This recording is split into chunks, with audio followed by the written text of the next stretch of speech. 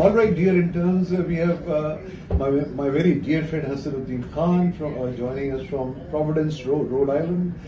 I'll just read out his message. Hasanuddin Khan, distinguished professor at Roger Williams University, has lived and worked all over the globe as an architect, educator, and writer. He received his diploma from Architectural Association London in 1972, after which he was in private practice in England and Pakistan. He helped set up the Aga Khan Award for Architecture in 1977 and was its second convener and worked for the Aga Khan Trust for Culture from 1983 until 1994 as head of architecture and director of special projects. He was founder and editor-in-chief of the journal Mimar, Architecture and Development in 1981 until its final issue in 1992. And academic editor of the International Journal of Islamic Architecture 2012 to 2022. Hassan was visiting associate professor at the Massachusetts Institute of Technology 1994 to 1999 and a visiting professor at the University of California, Berkeley in 2000 and 2007. He joined Rogers Williams University in 1999, retiring from academia in 2020. Hassan, welcome to the program, and I'd like to introduce you on a personal level that Hassan's forthcoming book is on our Pakistani architecture. He's worked really hard for several years, and it's about to come out, and he's being assisted by architect Maria Aslam from Karachi. He's written books on several books, on mosque and Le Corbusier, as you've already read. Hassan is a man of humility, let me tell you that. And so it's going to be a very soothing and informative and amazing lecture by Hassan. So Hassan, I'll just hand over the mic to you.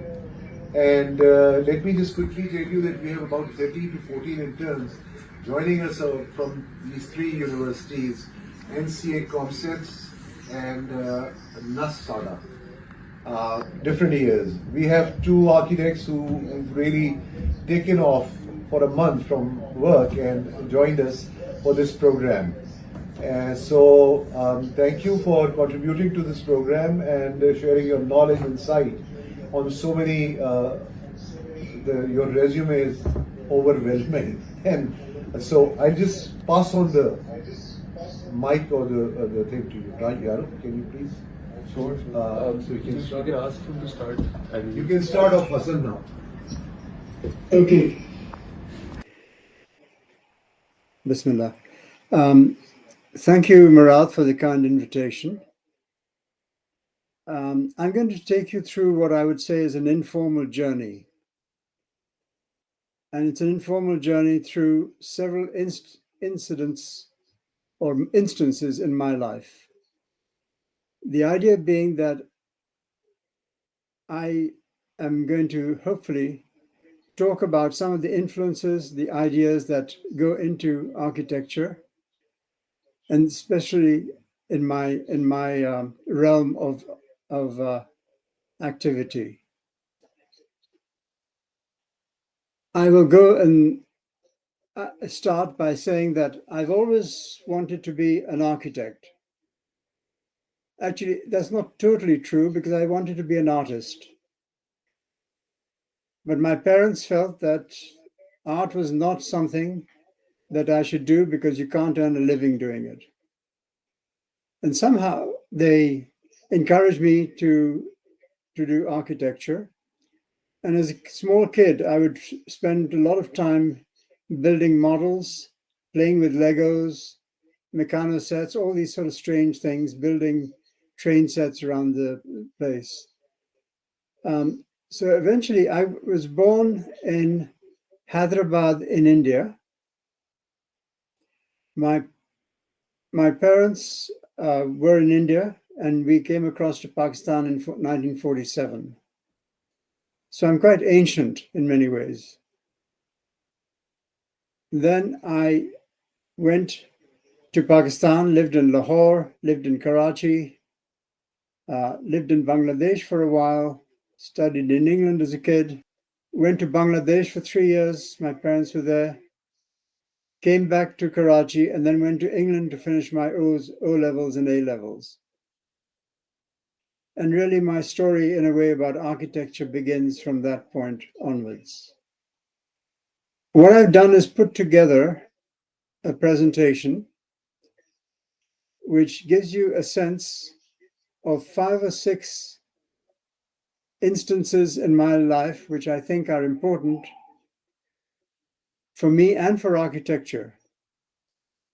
I've been extraordinarily lucky in my life, and I can only bless the Almighty for this, and I will continue, hopefully, to practice and to work.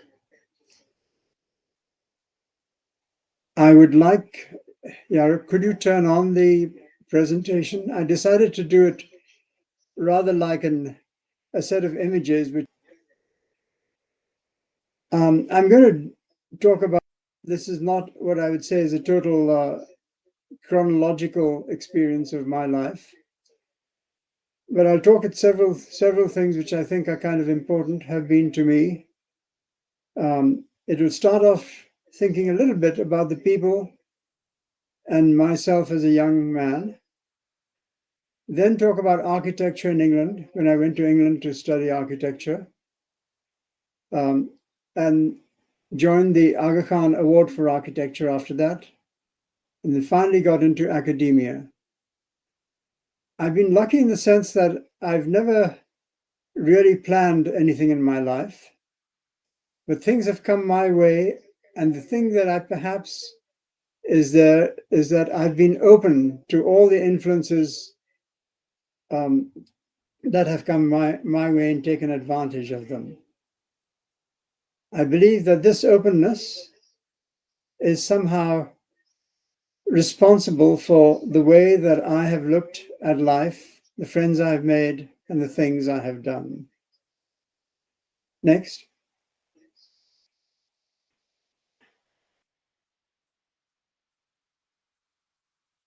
Okay. I put a bunch of images together just to give you a sense of who I am. I started in the 60s at the Karachi Grammar School. There's a bunch of my old teachers. I have lots of photographs, but I've chosen some, sometimes randomly. I was interested in the theater and appeared in various plays. That's me on the bottom left. And as a young person, I was pretty straight outward looking, straightforward. My parents sent me to England, to a place called Kirklands in the south of England. It was a co-educational grammar school with only about 35, 40 students. It was great for my education because I met all sorts of people from different parts of the world. I'm not sure what it was like for my academics. You see this photograph of the people in there. I'm not sure you can recognize me, but I'm somewhere in there. Let's see. That's me. Okay, if you can, not to worry. All right, let's go to the next.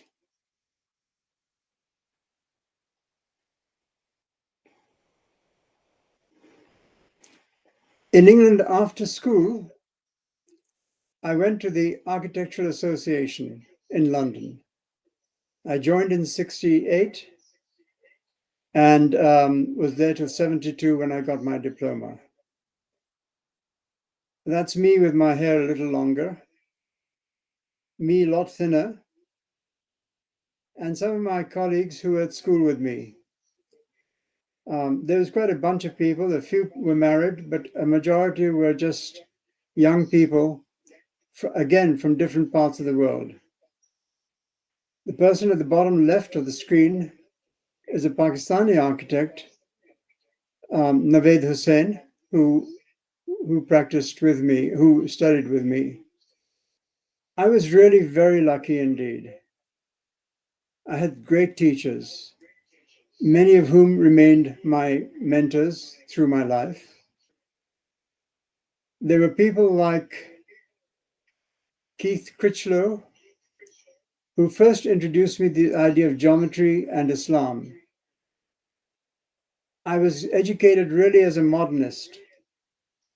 It was at the height of the modern movement.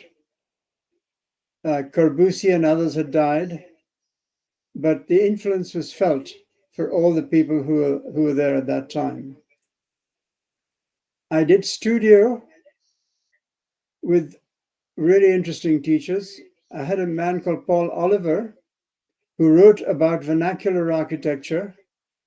Unfortunately, he's no longer with us. And through school, I took studios with people like Richard Rogers, Norman Foster. They were my teachers. Peter Cook, who did archigram, which was very popular at that moment in time. So the influences are quite diverse. But I was an avowed modernist, and I had decided that modernism was the way forward. The idea of being an architect that dealt with history and the past never entered my mind. It was a strange sort of moment when the world actually changed into a whole new era of modern architecture. And the people who are there some of them are still around, but a lot of them are no longer with us. But they were important. And all I can say to people is that it's worth having a few mentors and some good friends which take you through life. I'm very grateful, by the way, Murad, to have you as my friend and colleague. Okay, next.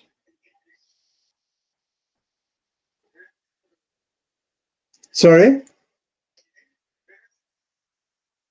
You know, I was looking for one and I couldn't download it. I have it somewhere. I have several photographs of you. Okay, after studying at the AA, I came back to Pakistan to practice.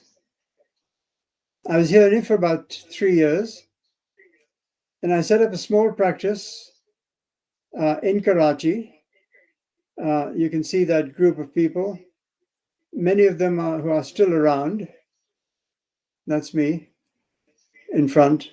There's other people from Pakistan who are not architects, but people who got involved in various things. I traveled around Pakistan trying to figure out what the country was about like, and went all over the country. Again, the bottom left people that you see, again, Naved Hussain and Parvez Ahmed, who are no longer in Pakistan. And then, I'm sorry you're having to jump around a bit. And the one thing I should mention that in 1974, I met a woman who was posted in Pakistan, an American who was with the Foreign Service. Of course, my parents wanted me to get married to a nice Pakistani girl, and that didn't quite work out. So indeed, in 76, I got engaged, which you can see, and then got married in 1977 in Washington, D.C. Okay, keep going.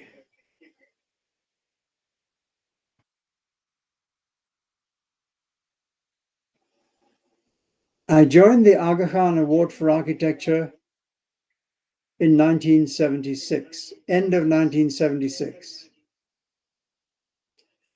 I was about to join the World Bank when somebody called me up and said, this award is going to be set up, His Highness the Aga Khan, is going to set this up, and they will they've chosen a woman to head and set up the award. The reason they knew me was that I worked on the Aga Khan Hospital in Boston for 2 or 3 years before going back to Pakistan. So they knew me because of that. And someone remembered me and said, well, would you like to apply for a job as we're setting this up? Which I did. I was in the States. As I said, I got married in the States and was living there. And joined the award as a young architect, I guess. The person who was heading it was called Renata Hollard. She's the person in the lower photograph, with myself, Renata, and the Aga Khan. On setting up the Aga Khan Award and the Aga Khan actually changed my life. I'd always wanted to be an architect to practice. Little did I know that this journey will take me in totally different directions. I did practice, as I mentioned, for about 3 years. And before that with Tom Payette. There's some pictures about the practice and the buildings later on. But at the first Aga Khan Award for Architecture, there was a steering committee formed, and a number of people, this is at the first meeting of the jury, starting from the right to the left with Kenzo Tange. The next person is a guy called Sherban Canticasino. He was the head of the Fine Arts Commission in Britain. The next person was Mahbub al-Haq, who's an economist from Pakistan. Then there was, I'm trying to remember his name, how awful, from Turkey.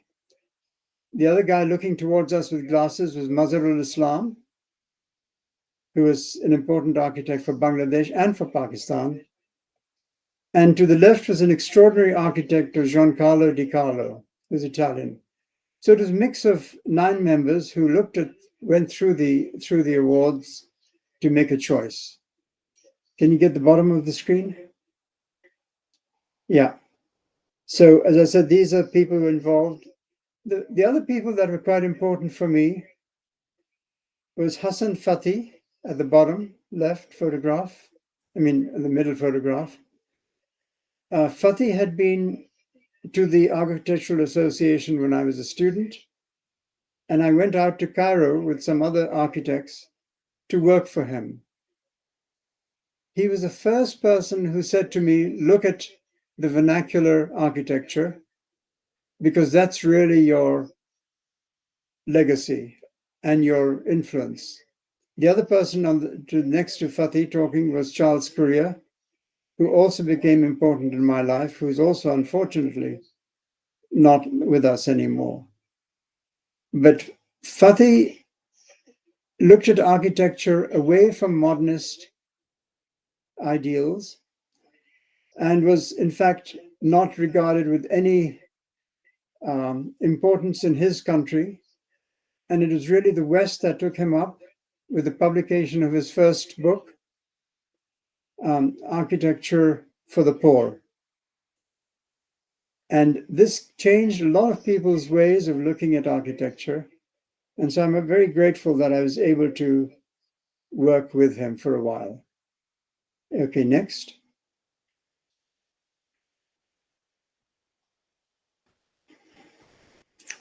The first Aga Khan Award for Architecture took place at the Shalimar Gardens.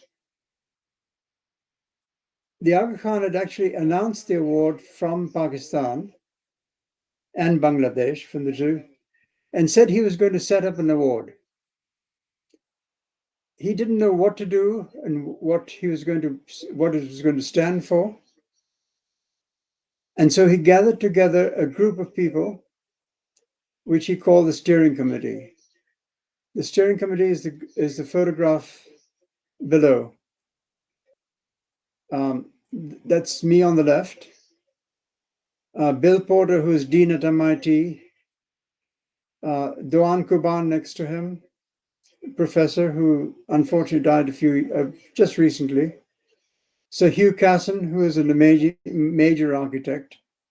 Oleg Grabar, who is a historian of architecture, also not with us anymore. Gar Campbell, a landscape architect who used to work for the Aga Khan. Nader Ardalan, who's an Iranian architect who is still now in the States. And Charles Correa. Charles is, of course, the Indian architect. And the first row is Hassan Fatih, His Highness the Aga Khan, and Renata Holloway. This has always been one of my favorite photographs because it sort of, for the first time, it captures the idea of a new adventure beginning. Everyone was younger, everyone was enthusiastic, but no one knew quite where we were going or the award was going to go. The images to the left is the first setting up of the award in Shalimar Gardens. We're sort of briefing the people to be ready for the event in the evening. And at the first time, when 11 people got the award, there was also established a chairman's award, which is given to Hassan Fatih, who you can see there with myself. Hassan Bey was quite ancient. And so when the award was given to him, and the old awards were really much bigger and strong and heavier, he almost dropped it, and I had to rush up and help him hold the award, which is what that photograph was taken at that moment in time. So from the first award, I worked for the Aga Khan Award for first few years, and then I went to Indonesia and came back to work for the Aga Khan for a total of 16 years. So it was a big part of my life. Okay, next one.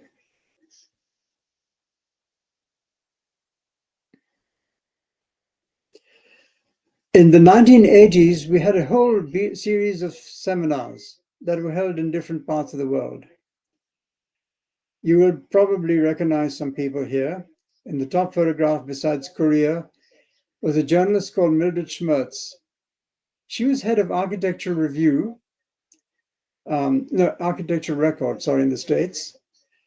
And she was the first journalist to write about the Aga Khan Award and put us on the map in the West.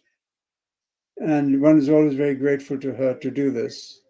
And she came to a whole number of seminars which were being held.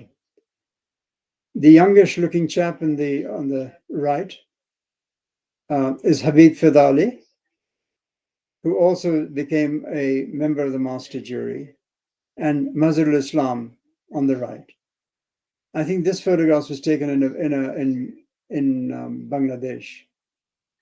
And to the right, you recognize Kamil Khan Mumtaz as a young man. He didn't have a beard in those days. He started life as a modernist and then gradually went to looking at Islam in a different way, essentially through the Aga Khan Award for Architecture, which he credits the award as somebody that changed the way that he looked at architecture. But he's somebody I've known since, I guess, the 70s. And as you know, is still around, and Doan Kuban on the right. Lower photographs, if you can go down a bit. We established in Karachi a program that was supported by the Aga Khan with Kausar Bashir on the right, who set it up in NED, an architect called Ahmed Gulgonen and myself. We traveled all over the place. That photograph with a bunch of people is from China. We were the first group outside journalists and a few people, mountain climbers, who went to the west of China. At that time, not many people were allowed into the country, and the Chinese were always a bit wary of us. When we were in Xinjiang on the west, I remember at one time architects got all very excited and went to see things in many different, they all went in different directions. The Chinese got very upset because they felt they didn't know what this group was going to do running the award. I was the second person who ran the award. Renata was the first. I was the second. And later on, some other people, including Suha Özkan, who I believe is going to be talking to you in this near future.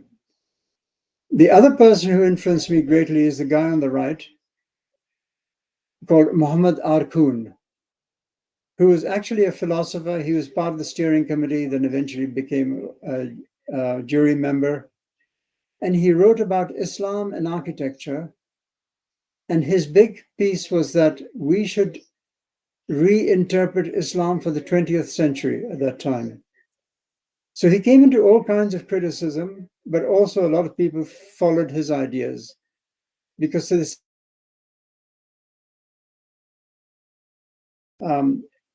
religion. It doesn't mean that the precepts of Islam change, but interpretations can do. And for the first time, Arkoon sort of suggested that the Quran could be interpreted not just by the religious scholars, by the ulama, but also by other religious people who were women. So that is quite a big influence on Islam in general. People like Fatima Mirnisi and others started writing about Iran and the Quran, and even sometimes to do with architecture.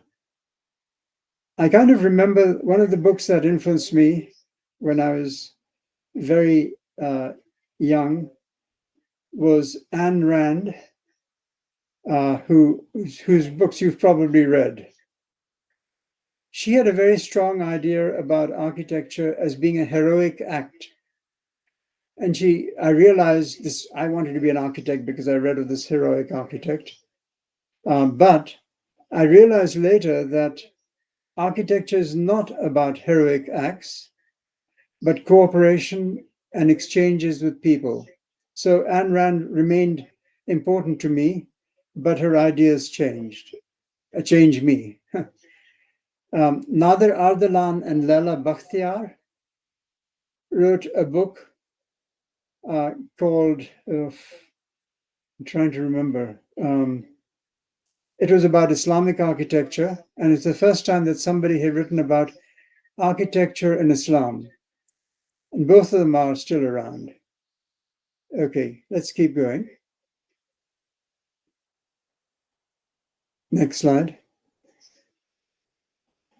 During this time, the Aga Khan had built the hospital, which I had been involved in for a few years.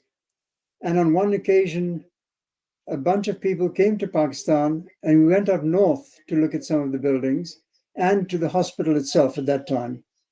At that time, it was called the Aga Khan Hospital and Medical College. The person on the left is me, Hans Holein, Robert Venturi, Tom Payette himself, somewhat blurred, and then Venturi's wife, and then various other people who were there, Mojan Khadem, who worked on it, and Khaja Zahiruddin, who was part of the first award. So the thing was that a group of people that discussed the award came from all around the world and from different walks of life as well. And that gave it a very rich point of reference. Okay, next.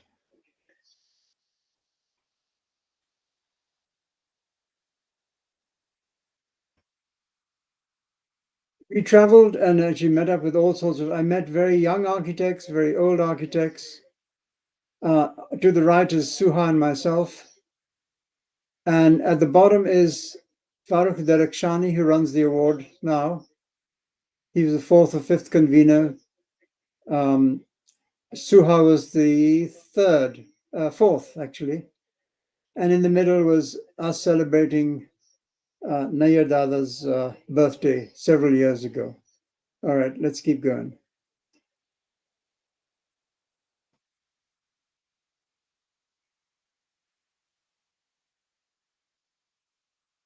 After the awards, working for the awards, after being in Pakistan, I decided to get into academia, again, completely by fluke. I was looking to see what I would do, and it was nice enough that MIT invited me to teach as a visiting scholar and then as an assistant professor and eventually as an associate professor, working with a bunch of students, again, from different parts of the world. We were lucky because at MIT, you could take people to different places. The photograph on the top right is students in Puerto Rico, where we went with them. The guy with the blue shirt in the middle is a man called Jan Wampler, who again actually was my mentor and taught me almost everything I know about teaching and about running courses. He no longer is at MIT, but he's around. He was a sort of very senior professor there at that time. Okay, let's go to the next. I was at MIT till 99. Just keep going. Taught studio, taught history, taught and other things as well. I then joined Roger Williams University in Rhode Island in 2000 and was there till 2020 when I retired. I decided to retire because I thought, well, the time has come for me to travel around the world and catch up with friends and people that I knew. The timing wasn't great because a month after I retired, COVID hit and I couldn't either move or teach or do anything. The one thing that was good about it, it allowed me to take, stock of myself and to write. I had begun writing some time earlier, and I'll talk to you about writings in architecture.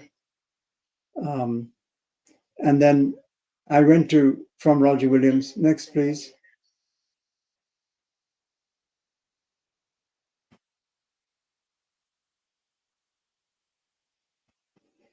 I actually came to Comsats for two different sessions. I came with sort of friends, Babar Mumtaz and others, Javed, who died of cancer. But we came to try and set up a different kind of program, and you recognize that, of course, the gentleman on the bottom left, Gulzar, and Yasmin Chima, who actually brought us to Comsats in Lahore, where we spent 6 weeks twice. The idea being to help change the curriculum and the teaching at Comsats. And of course, there's Kamil there, and a bunch of people. The thing about it was that we spent a fair amount of time and produced two different reports with suggestions for changes. What I found interesting was that the young teachers, both in Islamabad and Lahore, were interested in some of the things we proposed. Although I would say that, in fact, the older, well-established teachers were not. They knew what they were doing and they knew they were doing it well, but were not prepared to change. So as we get older, we get more, I guess, stubborn in our ways. But it was a good experience, but nothing of it was ever implemented. Next.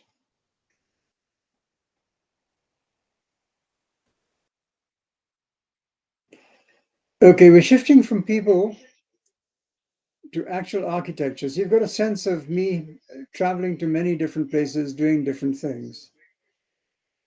At the Architecture Association, this was interesting. I could only find a few images.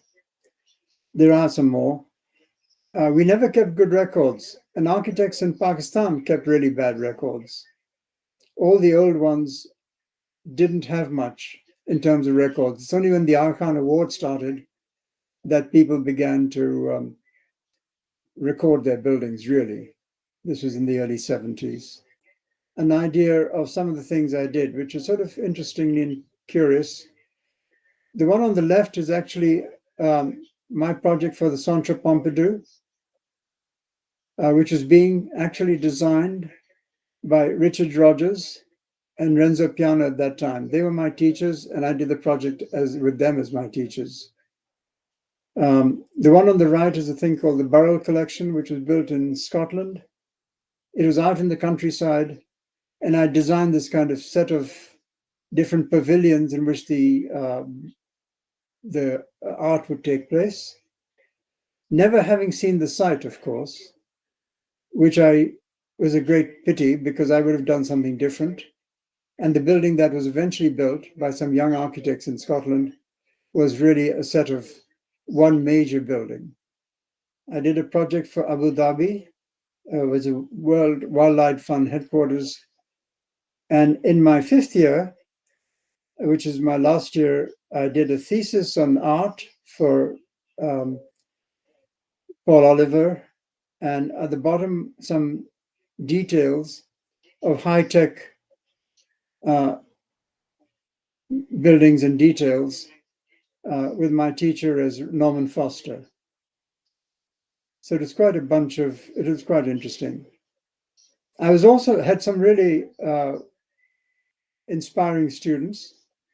There's a guy called Ken Yang who practices in Malaysia and is a major architect talking about sustainability long before the word became fashionable.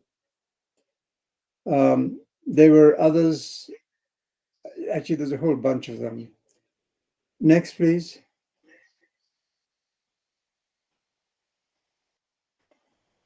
I thought I'd show you a building which you all know, but perhaps tell you a few things about it. This is the Aga Khan University Hospital in Karachi. The complex was laid out by Tom Payette. The firm is still involved in it 50 years later, which is an extraordinary feat. Tom is no longer with us. He died a few years ago. And it's been added to a great deal, including the building at the back, which is new. But we really designed a lot of this around a set of courtyards. Next.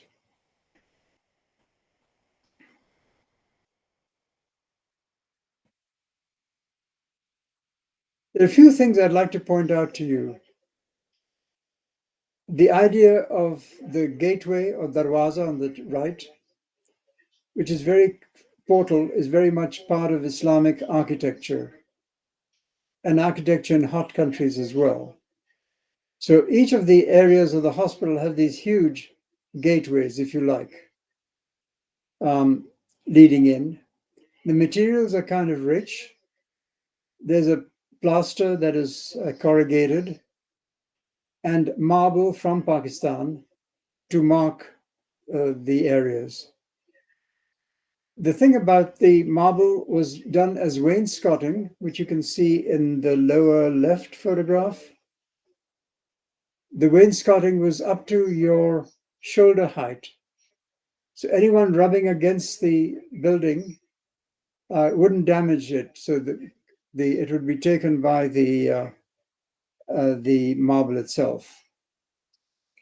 The things that I was asked to design, this was my first real job as an architect in London, working for Payette, who set up an office there. Courtyards were the connectors and waiting spaces. So, external land is cheaper than building. But in order for it to work, that's the top photograph, by the way, are the courtyards that have to be shaded. So people come and wait there waiting for their loved ones, etc. In Pakistan, what's different from many countries is that the visiting hours are different. Visitors are a lot more. Each family would have 10 or 12 visitors come.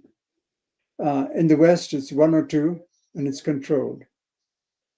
So on the left photograph, the next one, if you shift.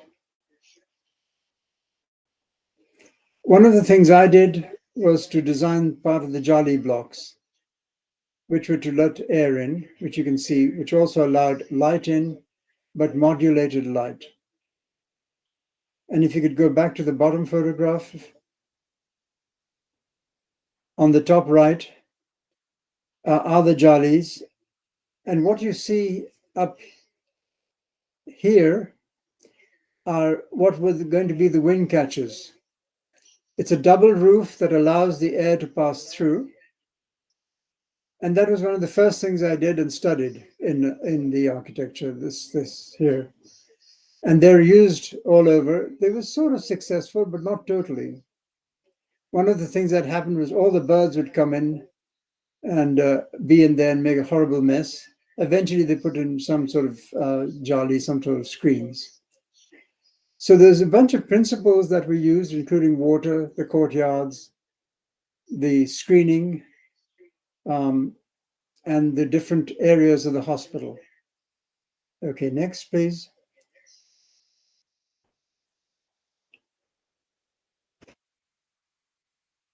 After working on the Aga Khan Hospital in London, I came back to practice, as I mentioned, for about 3 years in Pakistan. The first thing I was asked to do, which I did, was a project, which is a bank project for Habib Fidali, a few months, and then I designed a bunch of houses. It was interesting. This one house, which is actually quite unpreposing, was built with 4 bedrooms on the sides and a meeting space in the middle for a guy who had 4 wives at that time. So they all lived on the place and came in. That was a sort of an interpretation of what one could do. Okay, next.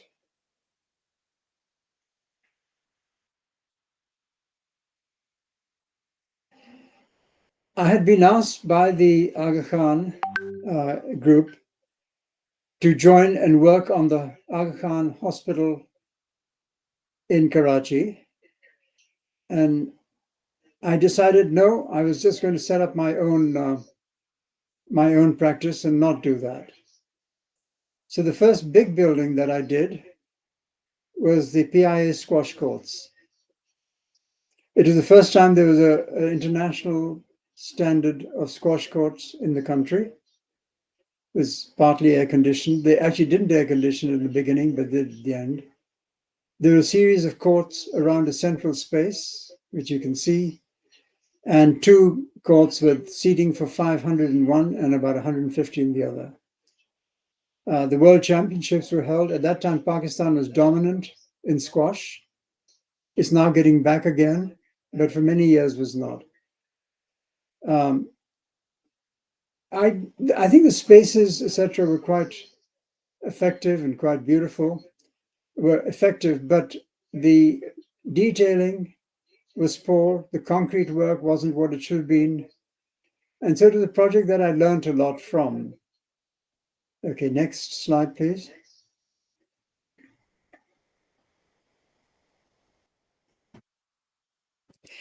As you know, by the way, that it was on Kashmir Road and it was demolished. So there I was, my first building of importance, 30 years later demolished to make way for more lucrative development. I went back to Pakistan. I went back to the States, both to work and to do some practice. This is a house that I did a major addition to. Actually, it was my house. We added a large dining area up in the clouds, if you like. added to it, changed the entrances, and really took advantage of the garden. Okay, next, please.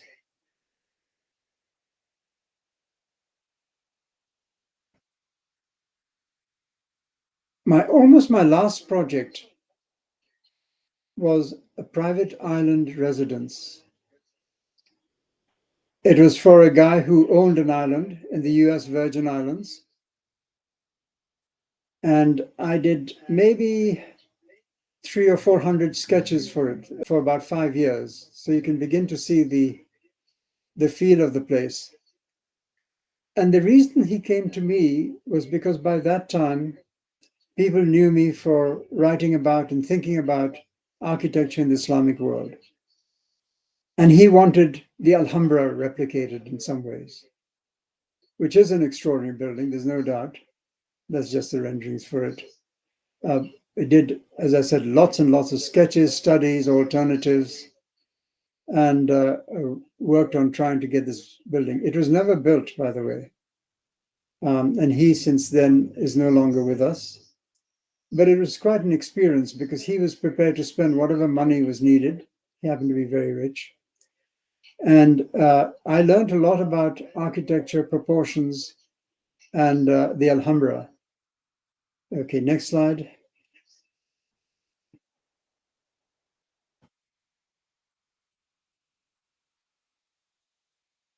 Keep going. He wanted a hammam in it. So here's the hammam that I began to design.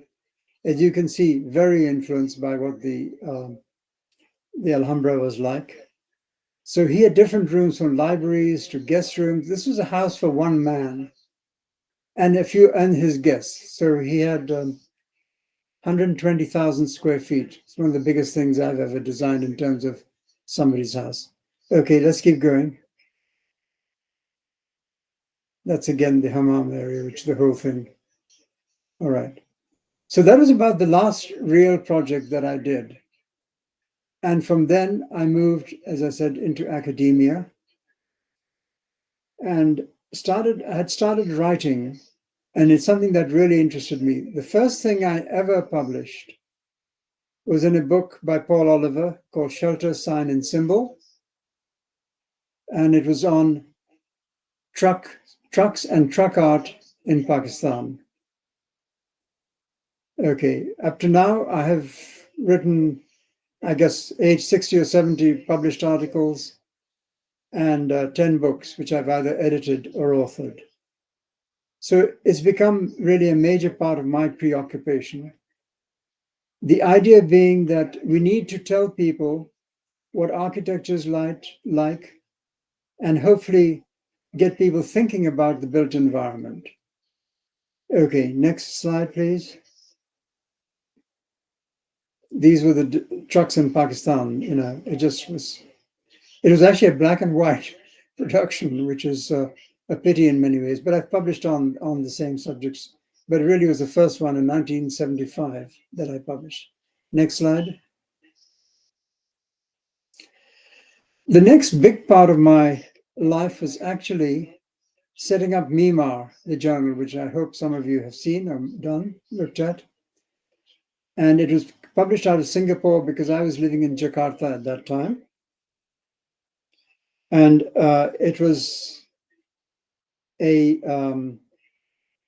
designed by a guy called Emilio Ambas, who did the cutout and the cover, and designed by this young architect and designer called Sylvia Tan, and the woman who ran it, Pat Teixeira. And they worked on Mimar from the first to the later. And this is a meeting of the committee that advised us. People were amazingly generous and didn't actually, were never paid for anything that they did. All right, next. I'm going to try and get through this a little more quickly, as I know that my time has come to an end, in fact. This is Mimar with the cutout cover, the first issue. That's the cutout with the cover inside and the back of it. Okay, next. Yeah, keep going. That was the first issue in 1981. Other issues followed. It was a quarterly. And keep going. And some 43 issues were done. This was the last one. They'd gotten rid of the cutout at that stage, and the magazine ended. We also published a thing called Mimar Houses, and I was going to do a bunch, which is collections from Mimar, which is actually not available anymore anywhere. Nor is Mimar. Okay, next. When I was there, I established a company called Concept Media, which published a bunch of books. The first books outside architecture was a thing called Indonesians, the big coffee table book, and then a book on Lahore called The City Within, done by Samina Qureshi.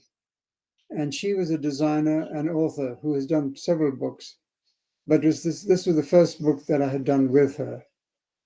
It was about Lahore and the acting of it. She became very much involved as a Sufi, and unfortunately is no longer with us as well. Okay, next slide.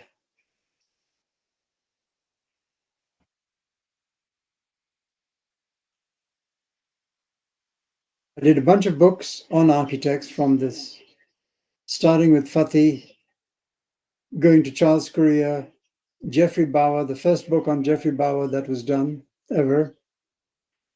So for the first time, I wanted to do books on architects from our parts of the world. This is 6 or 8 of them. Okay, next.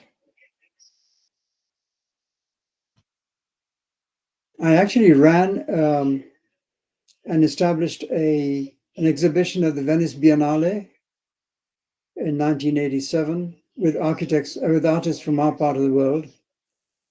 In this, we did this project together with Salima Hashmi and some others, and it was exhibited at the Biennale. These are the artists meeting, and then later on in Turkey.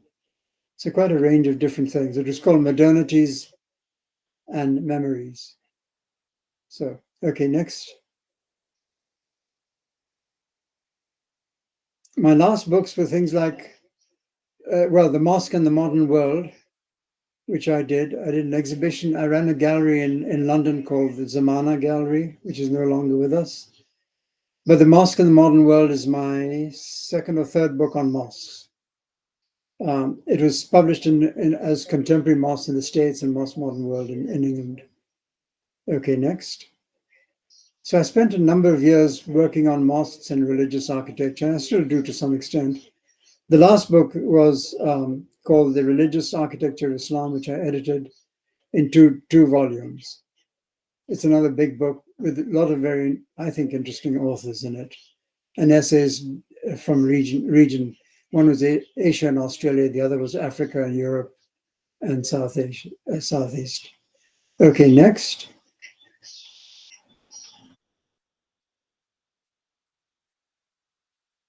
I'm ending with a couple of slides that have always been important to me. And it's one that I've used a lot. I mean, this idea that architecture actually is not about buildings. In the end, it's about people. If we lose track that that's what we're doing architecture for, I think we're missing out a great deal. Next, and I think this is the last slide coming up.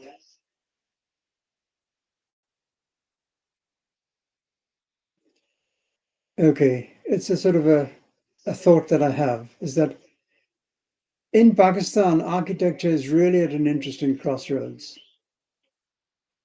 It starts off as a professional activity for architects like us, but it's really was for the elite and the rich who could afford our services.